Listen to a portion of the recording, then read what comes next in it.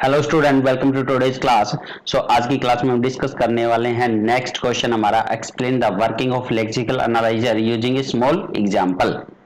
तो यहाँ पे अब इसका सॉल्यूशन देखेंगे और डायग्राम के साथ में हम इसको एक्सप्लेन करेंगे। तो आपको भी यही कोशिश करनी है, जो भी क्वेश्चन वहाँ पे एक्सप्लेन करो तो उसका डायग्राम जरूर बनाओ, क्योंकि डायग्राम बनाओगे तो वहाँ पे फुल मार्क्स मिलने के चांसेस आपके बढ़ सकते हैं। तो चलो आज की क्लास स्टार्ट करते हैं। साथ में चैनल को जरूर सब्सक्राइब कर लें ताकि आपको लेटेस्ट अपडेट मिलती रहे। Lexical analyser. तो lexical analyzer is the starting phase of the compiler. It is also known as scanner. तो इसको हम स्कैनर भी बोलते हैं, क्योंकि सारे सोर्स कोड को जो स्कैन करने का काम है वो कौन करता है? Lexical analyzer. और it accept a pure high level language as an input from the preprocessor. तो ये हमने जब सारे फेजेस डिस्कस किए थे उस टाइम पे आपको बताया था कि जो प्री प्रोसेसर होता है, मतलब कंपाइलेशन से पहले जो प्री प्रोसेसिंग होती है वो कौन करता है? Pre processor. तो जो हमारी हाई लेवल लैंग्वेज होती है उसमें से अगर हम प्री प्रोसेसिव डायरेक्टिव को रिमूव कर दें तो उसके बाद हमें क्या मिलती है? यहाँ पे प्योर हाई लेवल लैंग्वेज। तो वो एज ए इनपुट का काम करती है फॉर लेक्सिकल एनालाइजर। अब लेक्सिकल एनालाइजर क्या करेगा? It divides the given programme into meaningful words, जिनको हम क्या बोलते हैं? टोकन्स बोला जाता है यहाँ पे। तो लेक्सिकल एनालाइजर कैसे टोकन जनरेट करता है? तो यहाँ पे दो फेज आपके सामने दिखाई दे रहे हैं, लेक्सिकल एनालाइजर और सिंटेक्स एनालाइजर, और ये है आपके रेस्ट ऑफ फेजेज। तो सिंटेक्स एनालाइजर क्या करता है? रिक्वेस्ट करता है लेक्सिकल एनालाइजर को फॉर ए टोकन। और लेक्सिकल एनालाइजर क्या करेगा? सोर्स प्रोग्राम से एज ए इनपुट कैरेक्टर्स को एक्सेप्ट करता है। तो स्ट्रीम ऑफ कैरेक्टर्स यहाँ पे एक्सेप्ट होते हैं एज ए इनपुट, और उसके बाद लेक्सिकल एनालाइजर इन कैरेक्टर्स को किस में कन्वर्ट करता है? टोकन में। और इस तरह से टोकन फिर एज ए इनपुट प्रोवाइड करवाए जाते हैं सिंटेक्स एनालाइजर को। तो इस तरह से इसकी वर्किंग होती है हमारी लेक्सिकल एनालाइजर की। तो इस तरह से हमें टोकन्स मिलते रहते हैं, मतलब कि स्ट्रीम ऑफ कैरेक्टर्स को कन्वर्ट कर रहा है ये line by line into tokens. तो लेक्सिकल एनालाइजर हमें क्या देता है? टोकन्स की फॉर्मेट में आउटपुट देता है। तो जब हमने फेजेस को डिस्कस किया था वहां पे ये सेम एक्सप्रेशन यूज किया था। तो यहाँ पे ये एक्सप्रेशन को किस में कन्वर्ट कर रहा है? ये टोकन में। कैसे? जैसे x आपका यहाँ पे आइडेंटिफायर है, इक्वल टू आपका ऑपरेटर है, ए क्या है? आइडेंटिफायर, प्लस क्या? ऑपरेटर। तो इस तरह से हमें टोकन्स प्रोवाइड करवाता है लेक्सिकल एनालाइजर। और ये एक्सेप्ट क्या करता है यहाँ पे? As a input stream of characters. Stream of characters को एक्सेप्ट करता है और उसको कन्वर्ट करता है टोकन में। और स्ट्रीम ऑफ कैरेक्टर्स को यहाँ पे हम लेक्सिम्स भी बोलते हैं, मतलब कि लेक्सिम्स को कन्वर्ट करेगा टोकन में। अब ये टोकन्स कौन कौन से होते हैं ये अभी हम यहाँ पे डिस्कस करने वाले हैं, कितने टाइप के टोकन होते हैं। नेक्स्ट है जो लेक्सिकल एनालाइजर होता है वो रेगुलर एक्सप्रेशन को यूज करता है टू रिकॉग्नाइज द टोकन। तो यहाँ पे जो रेगुलर एक्सप्रेशन यूज होता है for an identifier, regular expression for identifier, for identifier वो आपका रहने वाला है यहाँ पे एल। ये एल है आपका, L plus D, L plus D star, और फिर आपका अंडरस्कोर और एल प्लस डी स्टार। तो यहाँ पे एल का मतलब क्या है? आपका लेटर, और डी का मतलब डिजिट,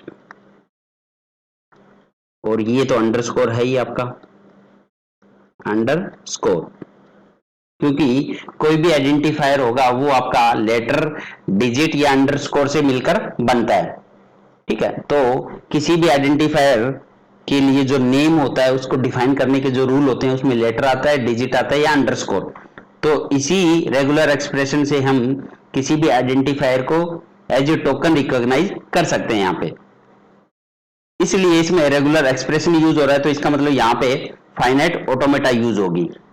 ठीक है, तो यहाँ पे हम डीएफए या एनएफए यूज करते हैं कौन से फेज में? लेक्सिकल एनालाइजर वाले फेज में, टू रिकॉग्नाइज द टोकन। तो यहाँ पे जो मशीन यूज होती है वो आपकी फाइनाइट ऑटोमेटा रहती है। अब ये जो टोकन है वो कौन कौन से होते हैं?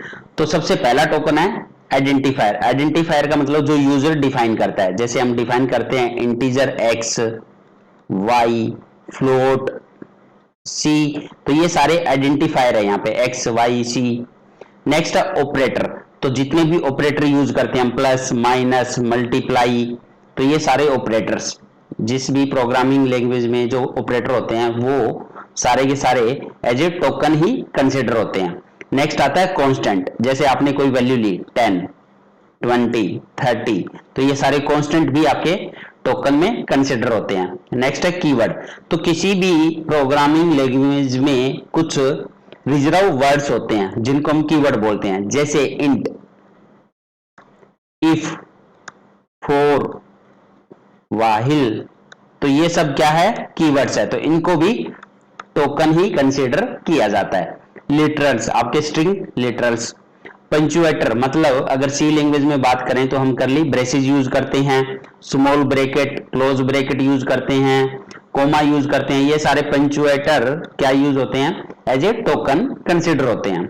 इसके अलावा स्पेशल कैरेक्टर्स, जैसे सी लैंग्वेज में हम %% का यूज करते हैं, तो ये सब किस में कंसीडर होते हैं, स्पेशल कैरेक्टर में। तो इस तरह से ये सारे के सारे हमारे टोकन्स ही कहलाते हैं।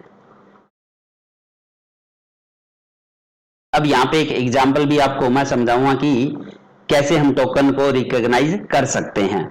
एक छोटा सा प्रोग्राम लिख के उसमें से हम टोकन फाइंड आउट करेंगे। अब यहाँ पे कुछ सी के टोकन्स चेक करते हैं। यहाँ पे सी टोकन्स तो कैसे फाइनाइट ऑटोमेटा यूज करता है। तो जैसा कि अभी हमने बोला, lexical analyser uses the regular expression for recognise the token. अब रेगुलर एक्सप्रेशन की बात आ रही है तो यहाँ पे फाइनाइट ऑटोमेटा यूज होने वाली है। वो कैसे यूज होती है, जैसे मान लो एक हमने यहाँ पे टोकन लिया इफ, तो इफ एक कीवर्ड है जैसा कि आपको पता है। तो अब यहाँ पे फाइनाइट ऑटोमेटा कैसे यूज होगी, तो स्टार्टिंग स्टेट है हमारे पास में एस, तो जैसे ही एस के पास में आई आएगा वो नेक्स्ट वाली स्टेट पे जाएगा, ए स्टेट पे, और ए स्टेट पे जैसे ही एफ मिलेगा इसको तो ये एक्सेप्ट हो जाएगा फाइनल स्टेट पे, बी वाली स्टेट पे। तो इस तरह से फाइनाइट ऑटोमेटा यूज होती है। तो ये एज ए टोकन कंसिडर होता है हमारा इफ कीवर्ड। ऐसे ही अगर हम कोई आइडेंटिफायर की बात करें, आइडेंटिफायर का मतलब है जो यूजर डिफाइन करता है।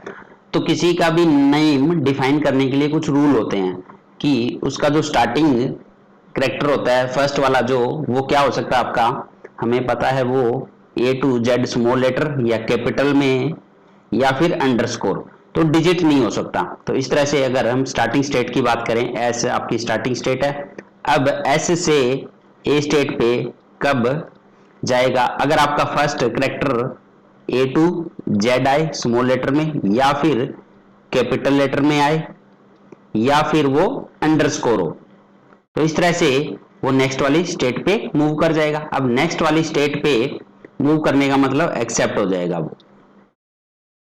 अब इसके बाद में कितने भी कैरेक्टर आए, और वो कैरेक्टर कुछ भी हो सकते हैं आपके, A to Z भी हो सकते हैं स्मॉल लेटर में, या कैपिटल लेटर में भी हो सकते हैं, और यहाँ पे डिजिट भी आ सकता है, क्योंकि एक बार आपकी स्टार्टिंग हो चुकी है तो स्टार्टिंग के बाद में डिजिट भी आ सकता है, 0 to 9, और अंडरस्कोर भी आ सकता है उसमें। तो इस तरह से इसी फाइनल स्टेट पे वो एक्सेप्ट होता रहेगा एज एन आइडेंटिफायर। तो इस तरह से डीएफए यूज होती है या फिर एनएफए भी यूज होती है इसमें। तो फाइनाइट ऑटोमेटा यूज होती है टू रिकॉग्नाइज द टोकन। अब यहाँ पे एक छोटा सा प्रोग्राम लिखते हैं और इसमें टोकन्स फाइंड आउट करेंगे हम। तो इंट मैक्स आई कोमा जे और इंट आई कोमा जे, और यहाँ पे सेमी कोलन, करली ब्रेसिस, और रिटर्न कर रहा है आई ग्रेटर देन जे क्वेश्चन मार्क आई जे और सेमी कोलन, और ये आपकी करली ब्रेसेस क्लोज। तो number of token find out करने हैं इस वाले प्रोग्राम में कितने हैं। तो सबसे पहले int as an keyword use होता है ये, तो ये टोकन में आएगा। मैक्स आइडेंटिफायर है टोकन, ओपन ब्रैकेट आपकी पंचुएटर है तो ये भी टोकन है, आई आइडेंटिफायर है, कोमा पंचुएटर है token, J identifier token close bracket token, int फिर से token, I B token, comma आपका पंचुएटर है तो टोकन में कंसिडर होगा, जे टोकन, सेमीकोलन भी टोकन यूज होगा। तो ये सारे पंचुएटर होते हैं हमारे, सेमीकोलन या कोमा या ओपन ब्रैकेट या करली ब्रेसिस। तो नेक्स्ट है करली ब्रेसिस, ये भी टोकन है। नेक्स्ट आ रहा है रिटर्न, तो ये भी टोकन है। नेक्स्ट आ रहा है आई, ये भी टोकन है।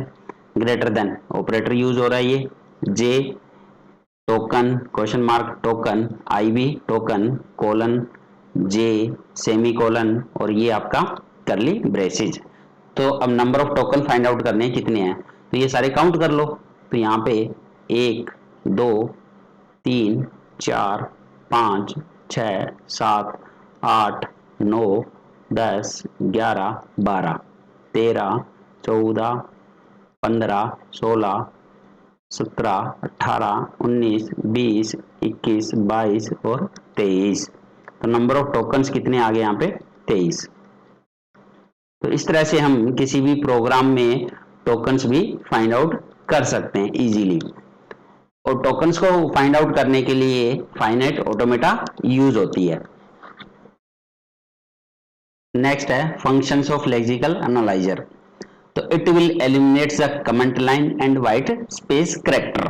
तो कमेंट्स लाइंस को रिमूव करने का काम कौन करता है, लेक्सिकल एनालाइजर, और व्हाइट स्पेस कैरेक्टर को भी रिमूव करता है। उसमें आपके ब्लैंक स्पेस या टैब या न्यू लाइन कैरेक्टर्स, तो ये सारे के सारे रिमूव कौन करता है यहाँ पे, लेक्सिकल एनालाइजर।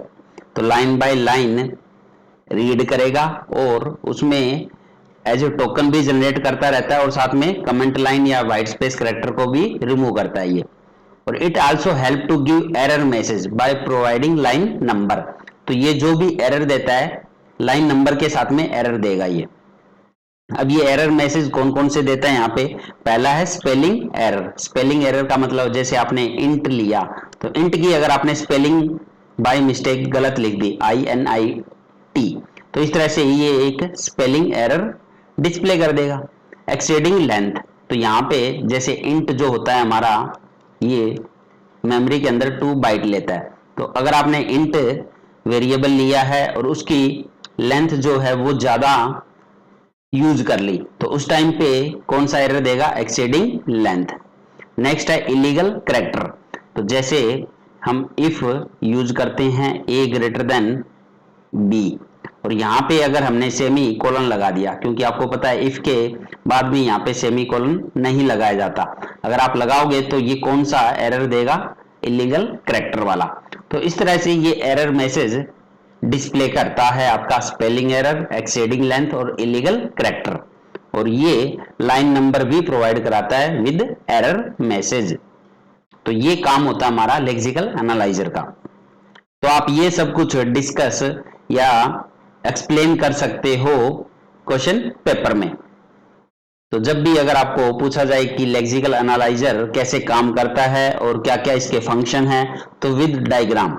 अब आप इसको 10 मार्क्स में भी इजीली लिख सकते हो, अगर 5 मार्क्स का भी आए तो भी आपके लिए बहुत सारा कंटेंट है। आप यहाँ पे DFA के बारे में भी बता सकते हो और कौन कौन से टोकन होते हैं उनके टाइप्स, उसमें कौन कौन से फर्दर आप बता सकते हो, जैसे कि आइडेंटिफायर में कौन कौन से इंक्लूड होते हैं, पंचुएटर में कौन कौन से होते हैं, कीवर्ड में कौन कौन से होते हैं। तो आपके पास में बहुत सारा कंटेंट है एक्सप्लेन करने के लिए, चाहिए 10 मार्क्स में आए चाहिए 5 मार्क्स में आए, और विद डायग्राम बनाओगे तो और ज्यादा अच्छे से आपको फुल मार्क्स मिलने के चांस बढ़ सकते हैं यहाँ पे।